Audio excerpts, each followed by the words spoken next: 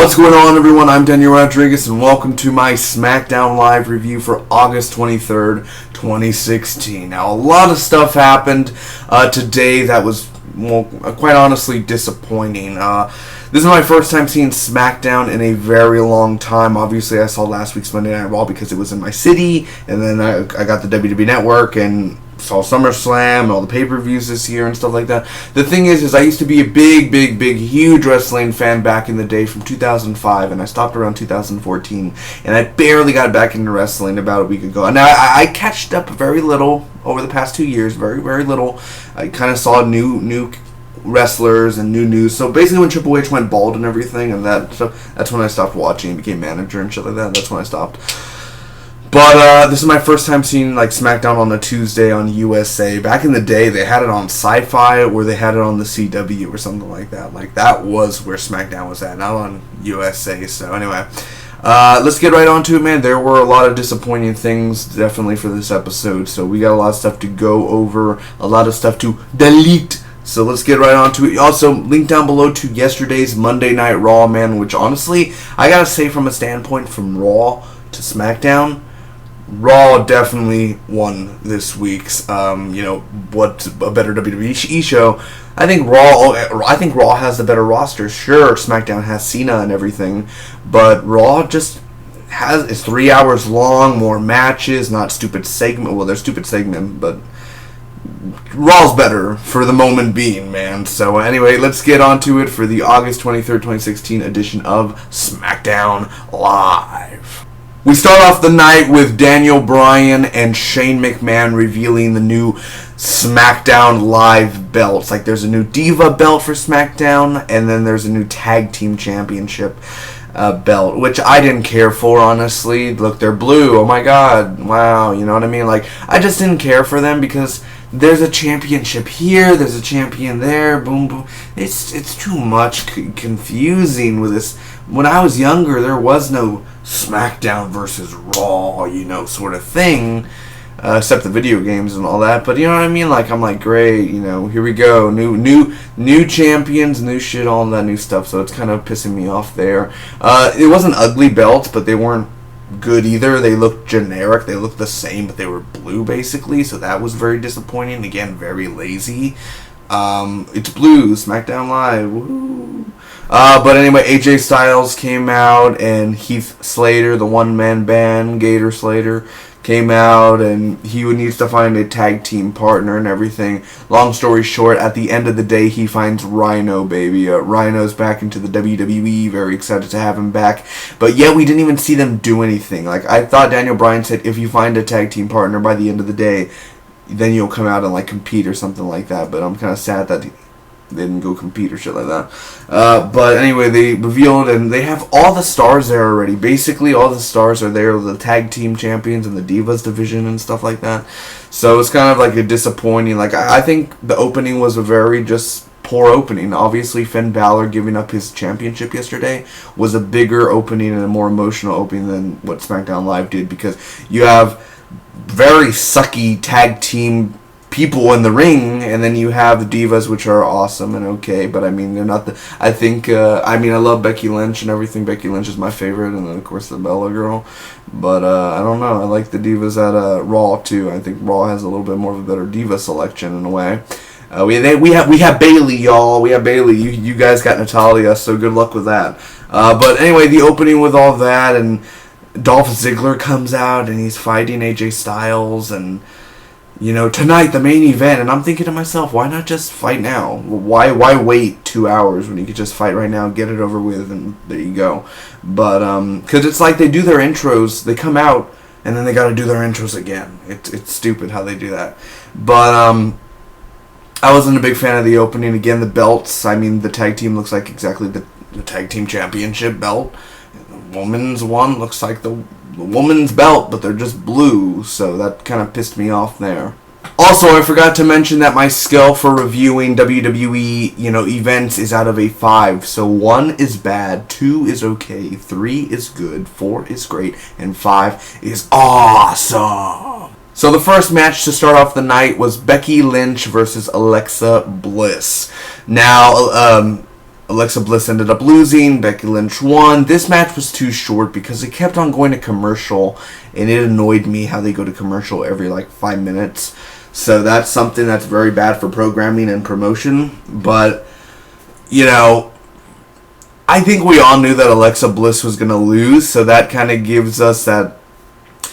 I don't know what they were doing. I think the Divas thing, it's like, if you win, you get a chance at Backlash to win that women's championship. And I'm thinking to myself, on Monday Night Raw, they just did the same thing for next week for the WWE Universal Championship. Like, why are you copying the same shit? Can't you just be a regular show for once? And, like, you know what I mean? Like, even with Raw 2, I'm like, what's up with all these contenders and stuff? Just, you know, back when I was young, Raw and SmackDown were just... match after match after match, had a feud. No, there wasn't like 10 championship belts and stuff like that, you know. But Becky Lynch kicks some ass, man. She is fast and she had energy. Alexa Bliss, don't get me wrong, she actually was wrestling in this match. Like, she actually was trying against Becky Lynch, but at the end, Becky Lynch ended up getting her in that submissive, or the submission lock and all that stuff. So that was really cool. As well, Alexa Bliss, you could see her arm was like getting strained by Becky Lynch, so she was like yelling and everything. So very lucky that she didn't get injured or anything, hopefully. But still, you put Becky Lynch in the ring against Alexa Bliss, it's kind of predictable. Yeah, Becky Lynch, of course, will win. So for this, man, definitely this match wasn't amazing. It wasn't great. It wasn't that good. It was just okay. It had, you know, it was too short. It came back from a commercial. A minute later, Becky Lynch wins. You know what I mean? Like, it didn't live up so much. It was a disappointing with the timing and everything. So 2 out of 5. Next up, we had the Ascension versus the Usos, and whoever wins gets to, you know, be a contender for the Tag Team Championship belts for SmackDown Live, of course, at Backlash or next week or something like that. But it's been a while since I've seen the Ascension, so I was like, hey, there's the Ascension, and they're getting booed, and then the Usos come out, they're getting a little bit booed, so both of them are kind of getting booed, some of them are getting clapped at. But this match, man, I wanted to love it, I wanted to like it, I wanted to give it something, but the Usos, they did a few things, but it just felt slow. Not slow as in the pacing. I mean, the wrestlers themselves, it didn't have no energy. It just kind of was back, run around, get hit, clothesline, jump off the rope, down for a few seconds, go back in, make the pin count, there you go. And at the end of all of it, the Usos end up winning, which that's something that I'm very excited about, that the Usos end up winning. I'm like, they always lose most of the time, or sometimes they lose, so the Usos actually get a win. But still, the match itself, it just didn't have, they didn't try. The Usos did their regular flips and everything, but that's how it kind of ended. Was one of the Usos, I forgot the name, he jumped, and it was a cool one. I think he like pointed at the camera and stuff when he jumped, so it was cool. But it just was too... there wasn't much like emphasis, like, yeah, ooh, yeah, there wasn't nothing like that. So it was just, honestly, it's a match that anyone could really skip. Usos win, there you go, that sort of thing. And it's quick too, it's a quick match. It wasn't, maybe 6 minutes, 5 minutes at most. It was very short too, so I was kind of disappointed by that. The Ascension didn't really give much of a fight, and the Usos were kind of, they're fast and they're that. So for sure, I didn't really like this match. I'm happy the Usos win and they get to, they're contenders for it, so that's really cool. Congrats, guys. But 1 out of 5 for that, man. And as the great Matt Hardy would say, man, it's obsolete, elite. What happened after that match was a segment that I thought kind of ran a little bit too long. AJ Styles comes out and he's like, well, I beat John Cena. I'm the phenomenal one. And don't get me wrong, I love AJ Styles. Much respect to him, man. When I was growing up and I was watching TNA weekly, like every week, just like WWE, I had ECW, Raw, SmackDown, and TNA. That was my week. That was it, man. And watching TNA, man, back in the day around 2005, Slammiversary and Abyss and everything, and all these cool guys, having AJ Styles, he was a big thing on my life, man. I remember a lot of matches with AJ Styles, always fighting a bunch of, lightweight guys. Some guy named, I forgot his name, but Christopher Daniels, something like that. Anyway, so it was a pretty, this segment here, he's like, I'm the face of the WWE Universe. And then he went to the other side, I'm the face of the... And basically, I'm thinking to myself, is somebody supposed to come out because he...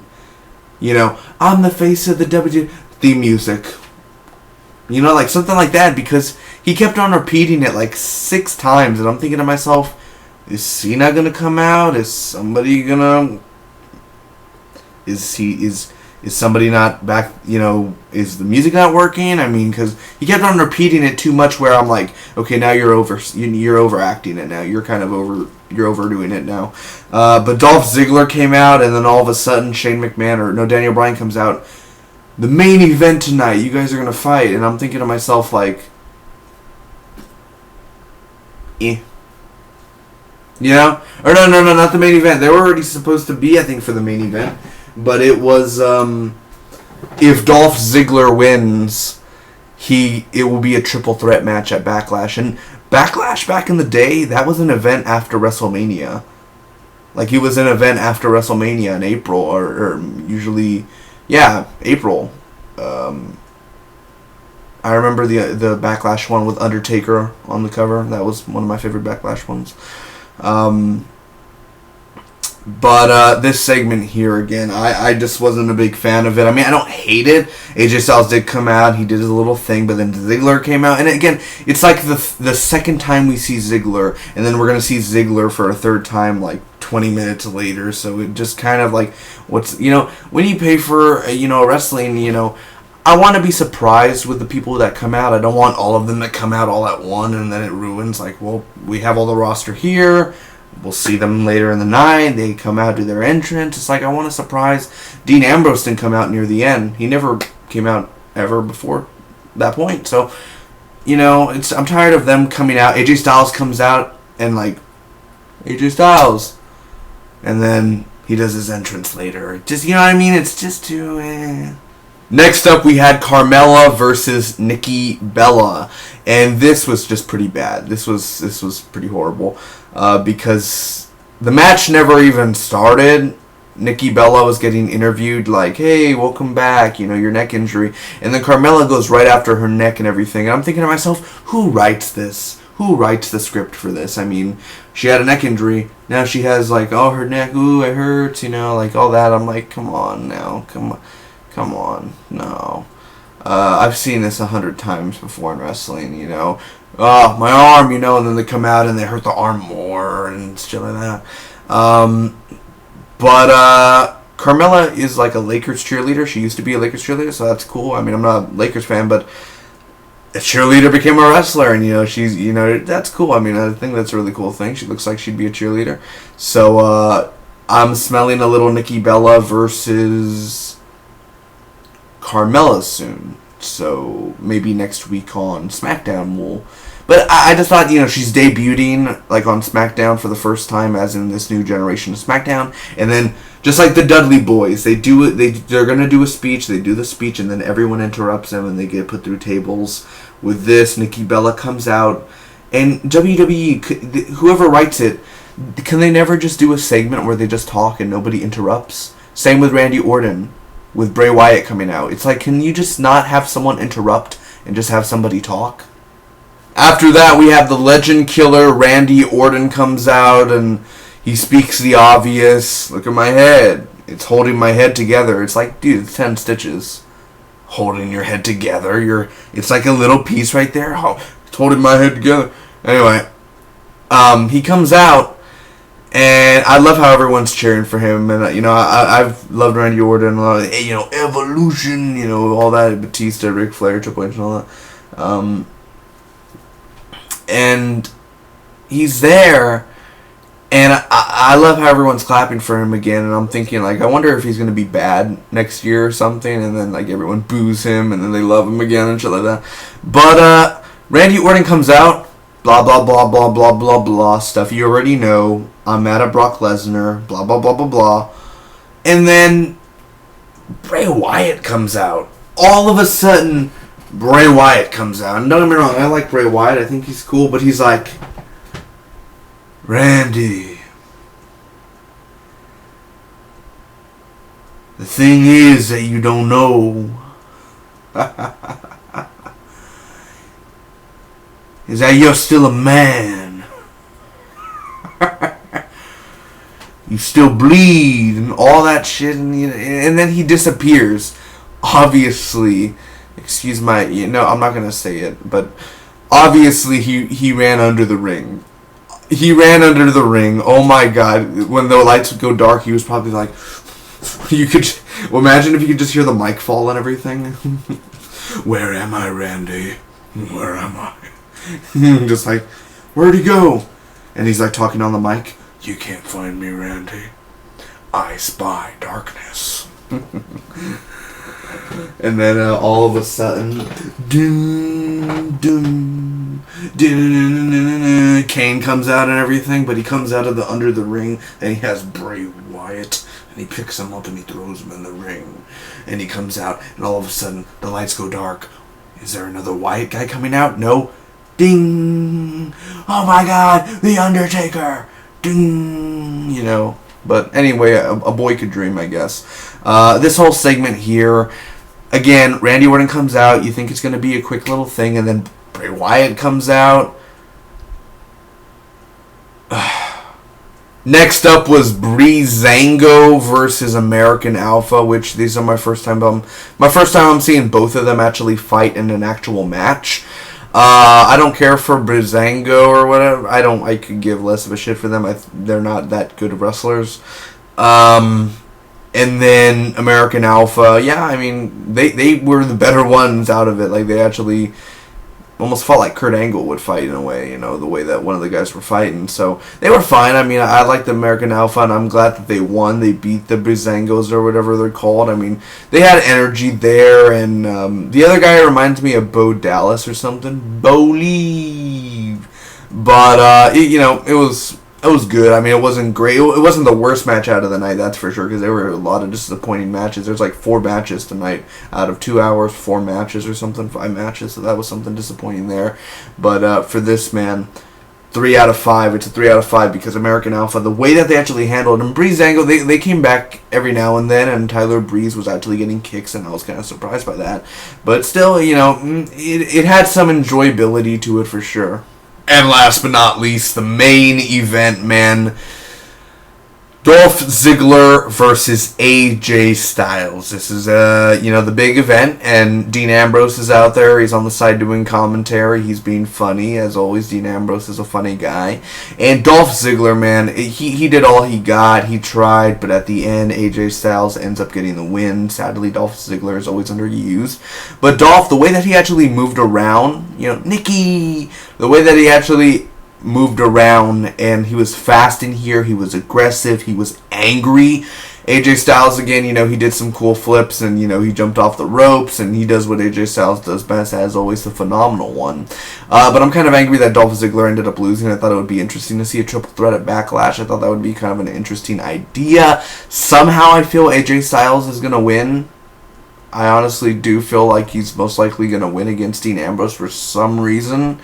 But that remains to be seen. So for this match alone, I would have to give it a 3 out of a 5, which it was just good. So if I had to break down this week's SmackDown Live with pros and cons, my first pro for the pro side would be the main event. Again, I think Dolph Ziggler versus AJ Styles, they did a good job. They had some fun moments in there, a lot of energy, had the crowd going. Dean Ambrose was even enjoying it on the ring side, messing with JBL, the good old JBL, yo. But seriously, it was fun. Dolph, I mean, I enjoy Dolph. But it's kind of like he's in the Miz sort of area, like just one of those guys that come out and they do their work, and then it's kind of like bye-bye, leave, go, shoo. No, but Ziggler is underrated, and I'm sad that he ended up losing. But still, that main event definitely was one of the best things about SmackDown Live today. Another one would be Dean Ambrose. Of course, like I said, he was funny. Him against AJ Styles is going to be pretty fun. I like the way how AJ Styles went up to him and they were both face to face. He took off his headsets and everything, so getting a little serious, getting a little intense, a little hot in that room. And last but not least, for the pros, American Alpha. Again, this is my first time seeing American Alpha wrestle, the tag team. And they were a good tag team, man. They both worked, together. Maybe they're the Enzo and Big Cass of SmackDown. Now, not literally Enzo and Big Cass. They don't talk on microphones and stuff like that. But at least they're a fun tag team to watch, where at least I'll be interested in seeing more American Alpha in the future of SmackDown Live. So it was super easy for me to write the cons for this week's SmackDown Live, so I'll try to go as fast as I can and describe them. First off, Orton getting interrupted. Those new belts look the same as the other ones, and if that was your intention, just to have red, or maybe Raw has red, you have blue or whatever, just because red, blue, you could have created a new belt. You already fucked up with Universal, WWE. Now you're fucking up with just a blue now. AJ Styles repeating himself over and over and over again was cringeworthy. All that hype about Nikki Bella returning and then all of a sudden the match doesn't go on. Thanks, girl who, Carmella. You were the Roman Reigns of the Rusev situation and Bella was Rusev. The two Diva matches that were tonight were super short. I'm very sad about that because Raw actually had some good Diva matches last night. And last but not least, and plain and simple, I'm sorry if you're a big SmackDown Live lover or whatever. It's not a good roster. The roster's pretty poor. It's just a bunch of tag team people and a bunch of Diva people. And we didn't even get to see Rhino. What's the point of being dressed up if you're not going to see Rhino fight? You know what I'm saying? He probably did the pre-show or whatever. But this week was just it was Raw was way better, and it's just true. Overall, I'm going to give this week's SmackDown out of a 5 a 1.5 out of a 10. And don't get me wrong, Raw was very disappointing as well this week, but there was 4 or 5 matches for SmackDown in over 2 hours, a few segments that got distracted. It just keeps on moving the storyline forward, and I'm tired of seeing matches of contenders and contenders. I just saw 3 hours of that yesterday, and now you're 2 hours again of contenders and stuff like that. Just give them the match, let them do their stuff, and, just all of that. So yeah, disappointing. It was just a bad SmackDown for me. There is nothing that's rewatchable to go back and see. Even the Orton message was just boring and flat. So, ladies and gentlemen, thank you for watching this video. If you enjoyed or if you agree, make sure to hit that like button. I would love to hear your thoughts and comments on this week's SmackDown. Do you agree? Do you disagree with what I said? I'd love to hear your thoughts. You could share with your friends, and you can hit that subscribe button for more. I will see you for Backlash on September 11th, and Monday Night Raw next Monday, and SmackDown Live on Tuesday. So, until then, hit that subscribe button. Road to 500 subs, oh yeah. Bye-bye.